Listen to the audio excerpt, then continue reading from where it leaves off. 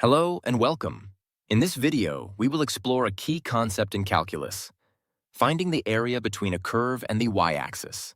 This topic is a direct extension of our work with definite integrals and is a common feature in the IB mathematics analysis and approaches higher-level curriculum.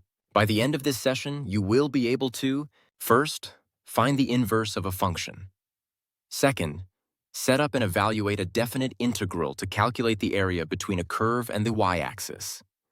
And third, apply this method to solve various problems, including those where the curve lies to the left of the y-axis.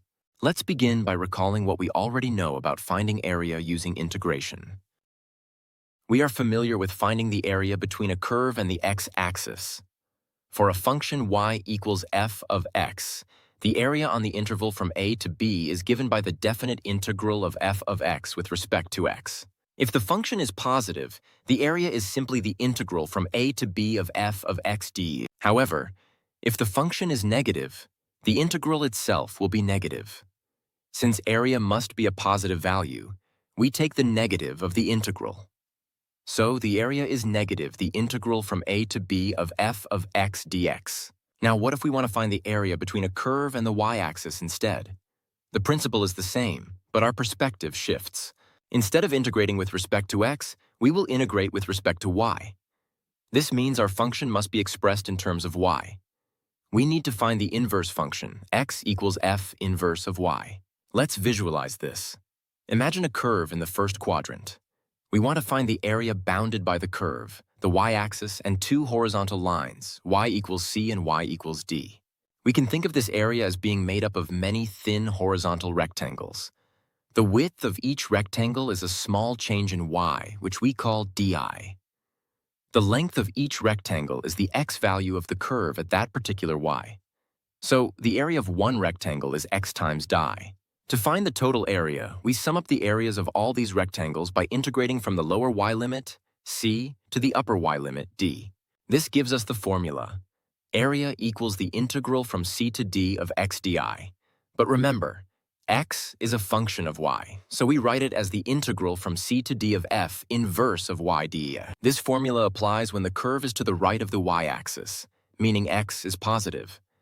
If the curve is to the left of the y-axis, where x is negative, we must take the negative of the integral, just as we did for areas below the x-axis. So, for a curve to the left of the y-axis, the area is negative the integral from c to d of f inverse of y di. This ensures our final area is a positive value. The key steps are always the same. First, find the inverse function.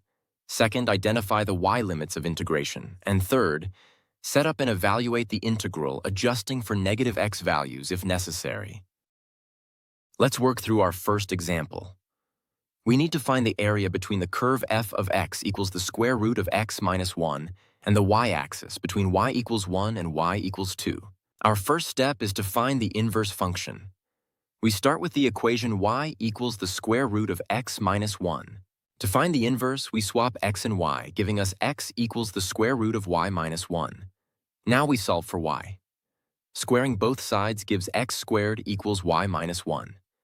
Adding 1 to both sides, we get y equals x squared plus 1. So the inverse function is f inverse of y equals y squared plus 1. Next, we need to determine if the curve is to the right or left of the y-axis in our interval. For y between 1 and 2, y squared plus 1 is always positive. This means the curve is to the right of the y-axis, so we will use the positive integral formula. The area is the integral from our lower limit, 1, to our upper limit, 2, of our inverse function y squared plus 1 dy. Now we evaluate the integral. The antiderivative of y squared is y cubed over 3, and the antiderivative of 1 is y. So we have y cubed over 3 plus y, evaluated from 1 to 2. Plugging in the upper limit, we get 2 cubed over 3 plus 2. Plugging in the lower limit, we get 1 cubed over 3 plus 1. Subtracting the lower limit from the upper limit gives us 8/3 plus 2 minus the quantity 1/3 plus 1. This simplifies to 14/3 minus 4/3, which equals 10/3. So the area is 10/3 square units. Let's quickly recap. We found the inverse function, confirmed it was positive in the interval, set up the integral, and evaluated it to find the area. This is the standard procedure. Now for our second example. We need to find the area between the curve f of x equals 2 minus x cubed and the y-axis between y equals 3 and y equals 10. Again, we start by finding the inverse function. We have y equals 2 minus x cubed. Swapping x and y gives x equals 2 minus y cubed. Solving for y, we get y cubed equals 2 minus x, so y equals the cube root of 2 minus x. Therefore, our inverse function is f inverse of y equals the cube root of 2 minus y. Now, let's check the sign of our inverse function in the interval from y equals 3 to y equals 10. If we pick a value like y equals 5, we get the cube root of 2 minus 5, which is the cube root of negative 3. This is a negative number. In fact, for any y greater than 2, 2 minus y will be negative, and its cube root will also be negative. This tells us the curve is to the left of the y-axis in our interval. So, we must use the negative integral formula. To evaluate this, we can use a substitution. Let u equals 2 minus y. Then do equals negative d, or die equals negative do. When y is 3, u is negative 1. When y is 10, u is negative 8. Substituting these into our integral, we get negative the integral from negative 1 to negative 8 of u to the 1/3 power, times negative do. The two negative signs cancel out, and we can swap the limits of integration to get the integral from negative 8 to negative 1 of u to the 1/3 du. The antiderivative of u to the 1/3 is u to the 4/3 divided by 4/3, which is 3/4 u to the 4/3. Evaluating this from negative 8 to negative 1 gives us 3/4 times negative 1 to the 4/3, minus 3/4 times negative 8 to the 4/3. Negative 1 to the 4/3 is 1. Negative 8 to the 4/3 is 16. So we have negative 3/4 minus negative 12. This simplifies to 45/4. The area is 45/4 square units. This example highlights the importance of checking the sign of the inverse function.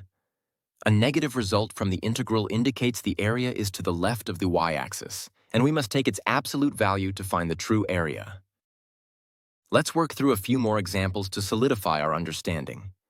First, let's find the area between the curve f of x equals 1 over the square root of x and the y-axis between y equals 1 and y equals 2. First, we find the inverse. Y equals 1 over the square root of x. Swapping x and y gives x equals 1 over the square root of y.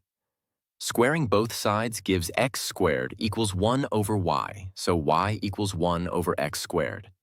The inverse function is f inverse of y equals 1 over y squared. For y between 1 and 2, 1 over y squared is always positive. So we integrate directly. The area is the integral from 1 to 2 of 1 over y squared di, which is the integral of y to the negative 2 di. The antiderivative is negative 1 over y. Evaluating from 1 to 2, we get negative 1/2 minus negative 1, which is 1/2. The area is 1/2 square units. Next, let's find the area between the curve f of x equals x cubed over 4 and the y-axis between y equals 1 and y equals 8. The inverse is f inverse of y equals the cube root of 4y. For y between 1 and 8, this is positive. So the area is the integral from 1 to 8 of the cube root of 4i di. We can pull the cube root of 4 out of the integral. The antiderivative of y to the 1/3 is 3/4 y to the 4/3. Evaluating from 1 to 8 gives us 45 times the cube root of 4, all divided by 4. This is approximately 17.86 square units. Finally, let's find the area between the line f of x equals 3x plus 5 and the y-axis between y equals negative 4 and y equals 2. The inverse is f inverse of y equals y minus 5, all divided by 3. For y between negative 4 and 2, this is negative. So we use the negative integral. The area is negative the integral from negative 4 to 2 of y minus 5 over 3 di. The antiderivative is y squared over 6 minus 5y over 3. Evaluating from negative 4 to 2 gives us 18 square units. Notice that the negative sign in the formula correctly gives us a positive area. These examples demonstrate the versatility of this method. It works for various types of functions, including rational, polynomial, and linear, as long as we correctly find the inverse and account for the sign. Let's tackle one more example, this time involving a logarithmic function. We need to find the area between the curve f of x equals the natural log of x and the y-axis between y equals -1 and y equals 2. First, we find the inverse. We have y equals the natural log of x. To solve for x, we exponentiate both sides with base e. This gives us x equals e to the power of y. So our inverse function is f inverse of y equals e to the y. Now let's check the sign of e to the y in our interval. The exponential function e to the y is always positive for any real number y. This means the curve is always to the right of the y-axis in our interval. Since the inverse function is positive, we can set up the integral directly. The area is the integral from our lower limit -1 to our upper limit 2 of e to the y die. Now we evaluate the integral. The antiderivative of e to the y is simply e to the y. So we have e to the y evaluated from -1 to 2. Plugging in the upper limit, we get e squared. Plugging in the lower limit, we get e to the -1.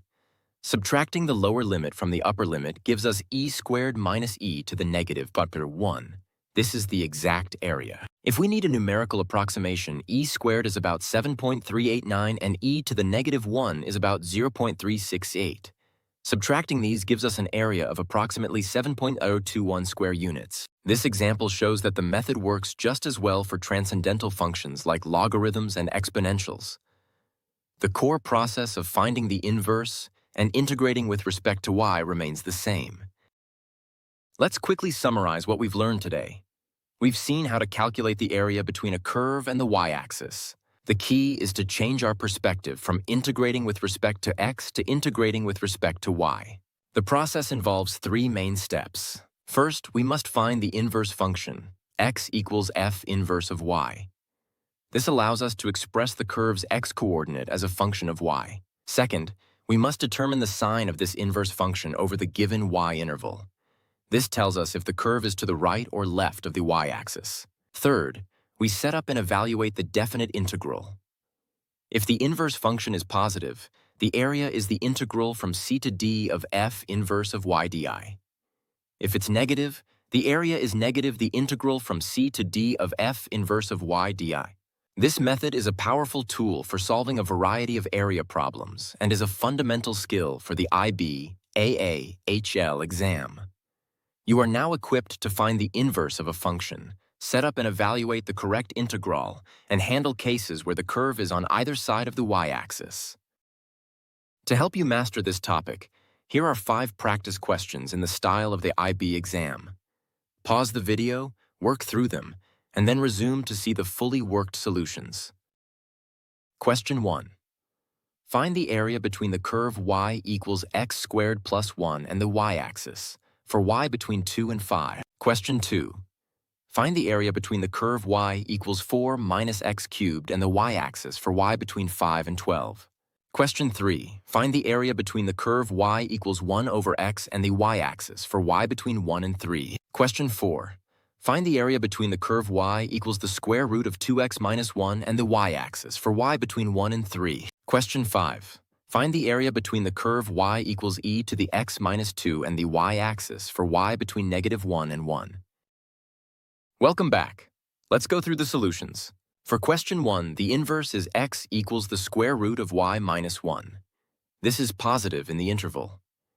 The integral from 2 to 5 of the square root of y minus 1 di evaluates to 14/3 square units. For question 2, the inverse is x equals the cube root of 4 minus y. This is negative in the interval. The area is negative the integral from 5 to 12 of the cube root of 4 minus y di, which evaluates to 45/4 square units. For question 3, the inverse is x equals 1 over y. This is positive. The integral from 1 to 3 of 1 over y di is the natural log of y, evaluated from 1 to 3. This gives us the natural log of 3 square units. For question 4, the inverse is x equals y squared plus 1, all divided by 2. This is positive. The integral from 1 to 3 of y squared plus 1 over 2d evaluates to 14/3 square units. For question 5, the inverse is x equals the natural log of y plus 2. This is positive in the interval. The integral from -1 to 1 of the natural log of y plus 2 dy requires integration by parts. The result is 3 times the natural log of 3 minus 2 times the natural log of 2 minus 2. This is approximately 0.296 square units. I hope these examples and practice questions have helped you gain confidence in finding the area between a curve and the y-axis. Thank you for watching.